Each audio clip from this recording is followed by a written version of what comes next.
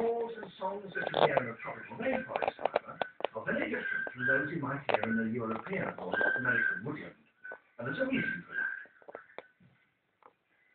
The leaves of the tropical rainforest have smooth and shiny surfaces that reflect sound. So a complex chord up here will have its notes slurred and confused.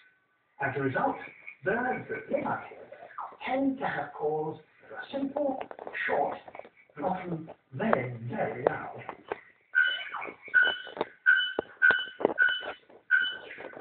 That's the loudest of all.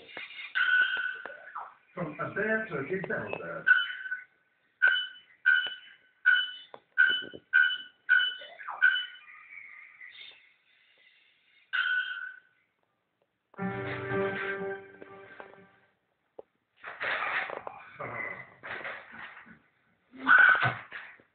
At least you can control your cholesterol. Medical sponsors your natural wealth. The award-winning BBC drama series, I Told You. Tonight at 9 on UK.